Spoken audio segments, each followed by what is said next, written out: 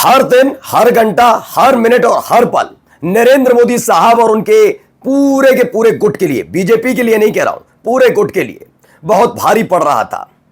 लेकिन जिस बात का डर लगातार उनकी सरकार और उनके गुट को लग रहा था, वो होता हुआ नजर आ रहा है। क्योंकि अब तक खबर निकलकर सामने आ रही थी, विपक्ष भारी पड़ रहा है, लगातार आरएसएस का दबाव पड़ रहा है, लेकिन अब उनके सहयोगियों ने खुलकर बगावत का ऐलान कर दिया है। जी हां, नरेंद्र मोदी साहब 17 सितंबर तक प्रधानमंत्री भी रहेंगे। अब इसको लेकर भी संशय होने लगा है। मैं क्यों कह रहा हूं, आज आपको एक नहीं, दो नहीं, 3 से 4 बड़ी खबरें आपको दिखाने जा रहा हूं। एक ऐसा घटनाक्रम को अंजाम दिया गया जिसने इस सरकार के बहुत ज्यादा कमजोर होने के संकेत देती हैं। ये सरकार कितनी विपक्ष से डरी हुई है, वो उसका एक पक्का सबूत सामने आया जब से इलेक्शन कमीशन फंस गया अपने ही बातों में नोटिस दे देकर, जांच ना कराकर, लफाजी कर कर, ये तमाम चीजें करके उस पर बीजेपी ने जिस तरह से इलेक्शन कमीशन को सपोर्ट किया, उससे जनता नाराज हो गई और जन आंदोलन में राहुल गांधी के आरोप तब्दील हो गए।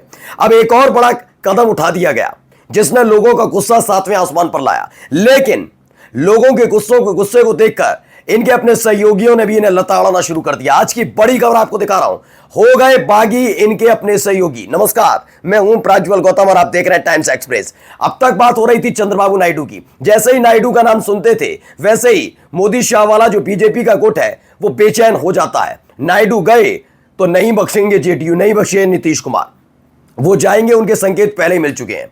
ये तमाम चीजों के बीच और कौन कौन से सहयोगी हैं आज मैं आपको बता रहा हूं। और यही नहीं, भारतीय जनता पार्टी के जो सांसद हैं उनकी गुटबंदी कैसे तेज हुई है वो दिखाऊंगा। लेकिन उससे पहले एक बड़ी खबर देख लीजिए। महागठबंधन का एक बहुत बड़ा कार्यक्रम 17 अगस्त से शुरू हो रहा था, जाना था राहुल गांधी को। पहले देखिए, राहुल गांधी के हेलीकॉप्टर को उतरने की नहीं मिल रही इजाजत। जिला प्रशासन पर सरकार के इशारों पर काम करने का आरोप लगा है। यह स्पष्ट है क्योंकि राहुल गांधी को क्यों नहीं जाने दिया जा रहा, पहले यह समझिएगा। बिहार में चुनावों के बीच नरेंद्र मोदी साहब का 2 बार का दौरा, बिहार का एक बार रोड शो और जनसभा दोनों फ्लॉप। दूसरी बार गए तो वहां पर बेतहाशा भीड़, वो गदगद हुए, लेकिन फौरन ही पोल खुल गई। वहां मौजूद आशा जो कार्यकर्त्री होती है या आंगनबाड़ी कार्यकर्त्री कहिए, उन्होंने पोल खोल दी कि उन्हें जबरदस्ती लाया गया है। कहा गया है कि यूनिफॉर्म पहन के मत आइएगा, सादा कपड़ों में आइएगा, जैसे आम नागरिक आते हैं। बताया जाएगा महिलाओं में क्या क्रेज है। नरेंद्र मोदी साहब का तो जादू है। वो भी फ्लॉप हो गई। अब ऐसे में अगर राहुल गांधी वहां पर जाते हैं तो हालत खस्ता हो जाएगी, इसीलिए हेलीकॉप्टर उतारने की इजाजत नहीं मिल रही। अब आप जरा समझिए कि एक और पैर पर कुल्हाड़ी मारने वाला काम किया नहीं किया। यही काम इलेक्शन कमीशन वाले मसले पर कर दिया था। एसआईआर वाला मुद्दा जो उठा वो देखते ही देखते जन आंदोलन में तब्दील हो गया और उसके बाद ही नाराजगी इनके अपने सहयोगियों में देखने को मिल रही है। और खबर है राहुल गांधी को हेलीकॉप्टर उतारने की इजाजत नहीं मिली है। देखिए, दैनिक भास्कर ने भी इस खबर को दिखाया। सासाराम में राहुल गांधी की सभा की जगह बदली, डीएम बोले शहर से बाहर लैंडिंग की परमिशन, आरजेडी का आरोप सरकार के दबाव में प्रशासन। अब आप समझिए ये दोनों ही खबरें कैसे महत्वपूर्ण है। पहले उतारने की नहीं थी, फिर फजीयत होने लगी। इनके अपने सहयोगी कहने लगे क्या कर रहे हो, इन्हीं हरकतों की वजह से तो हमने अपने आप को खो दिया। जनता नाराज न देख रही है सामने कि तानाशाही है। क्यों करते हो ऐसी हरकत, मत करो ऐसी हरकत जिससे और परेशान हम हो जाए। जैसे ही सहयोगियों का दबाव पड़ा वैसे ही बैकफुट पर आए और उसके बाद कहने लगे ना ना ना, हमने बेड लैंडिंग की मना नहीं की, आप बाहर लैंड कर लीजिए। सासाराम में लैंड करने से क्या हो जाएगा? क्या नरेंद्र मोदी का हेलीकॉप्टर लैंड कर सकता है तभी सुरक्षा के मानक सारे तय होंगे? यह स्पष्ट बताता है बेचैन है सरकार। अब आ जाइए जो मेन खबर थी। खबर देखिए, क्या लखनऊ विधायकों की पंचायत से भाजपा घबराई, ये तमाम चीजें मैं आपको दिखा रहा हूं। पहले ये देखिए अंदर खाने इधर क्या हो रहा है। 11 अगस्त को लखनऊ में ठाकुर विधायकों की पंचायत हुई, उसके बाद 12 अगस्त की कुर्मी विधायकों की पंचायत हो गई। वहीं जाट विधायक अभी खीर और धर्म की अफीम खाकर जुगाली करने में व्यस्त है, ऐसा कहा जा रहा है। केपी मलिक कह रहा है। यानी ताबड़तोड़ इधर यूपी में भी बैठकों का दौर जारी है। अभी ठाकुर विधायकों की बैठक हुई थी, उधर कुर्मी विधायकों ने बैठक कर दी। यानी दोनों तरफ से रसाकसी जबरदस्त चल रही है। एक तरफ ठाकुर विधायक मोर्चा खोलकर बैठे, उधर कुर्मी विधायक ने कहा हम भी तो बैठे हैं, हमें तो देख लो। यानी आरएसएस वर्सेस मोदी शाह कहा जाए या योगी वर्सेस मोदी शाह कहा जाए, जबरदस्त भिड़ंत देखने को मिल रही है। अगली खबर, क्या दिल्ली में आने वाले अगले सियासी भूचाल का केंद्र आंध्र प्रदेश और हैदराबाद है। यह आंध्र और हैदराबाद का जिक्र क्यों? क्योंकि पहले मैंने आपको दिखाया कि किस तरीके से चंद्रबाबू नायडू सीधे सीधे राहुल गांधी के समर्थन में उतर आए। एक तरीके से वो चुप्पी साध कर बैठे, समर्थन ही है। इतने दिनों से कहा जा रहा है कि आपकी अपनी सरकार जो है, उस सरकार के खिलाफ जो आरोप लग रहा है उस पर कुछ नहीं बोले, एसआईआर पर उल्टा आपने बोल दिया। अब ये कहा जा रहा है राहुल गांधी से बातचीत हुई तो कुछ बोल नहीं रहे चंद्रबाबू नायडू, यानी चंद्रबाबू नायडू सीधे सीधे राहुल गांधी से बातचीत कर रहे हैं।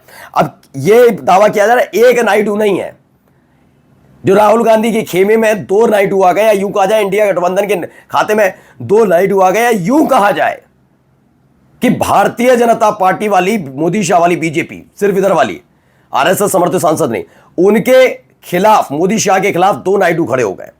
कौन कौन नायडू? एक तो चंद्रबाबू नायडू, दूसरे कौन से हैं जरा देखिए, क्योंकि नायडू तो वहीं रहते हैं। और भाई सिर्फ वेंकैया नायडू ही नहीं, चंद्रबाबू नायडू भी वहीं रहते हैं। अब समझ रहे हैं आप? वेंकैया नायडू, जी हां, ये सारी चर्चाएं चल रही हैं। मौका देखकर सारे बीजेपी के नेता अब आरएसएस की छत्र छाया के नीचे आ रहे हैं। धीरे धीरे करके इनका जो समर्थन न केवल सहयोगियों के दम पर, बल्कि इनका अपने जो सहयोगी रहे, जिनके दम पर ये तमाम तरह की चीजें करते रहे, वो भी इनको छोड़ते जा रहे हैं। बात चंद्रबाबू नायडू की नहीं हो रही, अब वेंकैया नायडू तक बात पहुंच गई है कि क्या वाकई वेंकैया नायडू भी वहां बैठकर चंद्रबाबू नायडू के साथ मिलकर नया समीकरण तय कर रहे हैं। यह बहुत बड़ी खबर है इस वक्त की कि कैसे वेंकैया नायडू का नाम का जिक्र अब लगातार किया जा रहा है। आइए अगली खबर, ये देखिए 4 PM की है। लोकसभा भंग कर पूरे देश में एसआईआर कराया जाए। अब देश में राजनीतिक भूचाल तय, क्या भूचाल से पहले मोदी इस्तीफा दे देंगे? क्या खबर है? आने वाला है सियासत में भूचाल, एनडीए में फूट के आसार, लोकसभा को भंग करने की मांग हो रही है। अठावले की बगावत, आपको याद होगा रामदास अठावले है तो एक सांसद वाले, लेकिन उन्होंने बहुत नाराजगी जताई। उन्होंने कहा आपने हमारे साथ जाति की है। जाति कैसे? हमें सहयोगी तो यहां पर भी हैं और हमारे विधायक भी, आपने हमें क्यों नहीं जगह दी? ये महाराष्ट्र की सरकार में हमें दरकिनार क्यों किया? सिर्फ आपका सहयोग कर, ये तमाम चीजें अब नहीं चलेंगी। ये 2014-2019 वाला हिसाब किताब नहीं है, ये 2024 वाला है।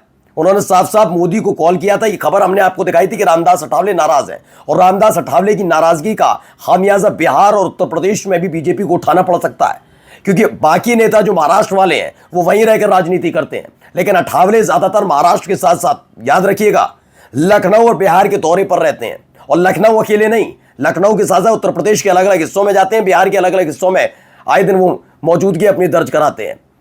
तो ये भी एक नाराजगी है, अठावले नाराज हैं। चंद्रबाबू नायडू तो पहले से चुप्पी साध कर बैठेंगे, देखा जाएगा। ये वो 37 सांसदों वाली खबर जो मैंने आपको दिखाई थी, देखिए ये भी है ऑपरेशन 37। इसमें चेहरा नहीं दिखाया गया, इसमें केवल प्रतीकात्मक रखा गया सांकेतिक तौर पर।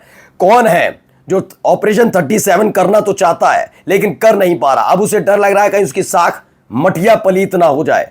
खबर यह निकल कर आई कि पहले 37 वो सांसद, जिसमें 16 सांसद टीडीपी, 12 सांसद जेडीयू, 5 सांसद चिराग पासवान की पार्टी लोक जनशक्ति पार्टी रामविलास, 2 सांसद जयंत चौधरी के आरएलडी के, और 2-3 सांसद उनकी अपनी पार्टी के, कुल मिलाकर 37 सांसदों को लेकर ऑपरेशन चलाना था। लेकिन जैसे ही देखा उनके अपने ही करीबी, जिन पर कल तक उन्होंने आशीर्वाद बनाया, बड़े बड़े पद पर बिठाया, वो भी बागी तेवर दिखा रहे हैं, तो ऑपरेशन 37 को रद्द कर दिया गया, ऐसी खबर निकल कर आ रही है। और खबर लगातार सियासी गलियारे में यही है, इस्तीफा देंगे क्या नरेंद्र मोदी साहब जल्द? नमस्कार।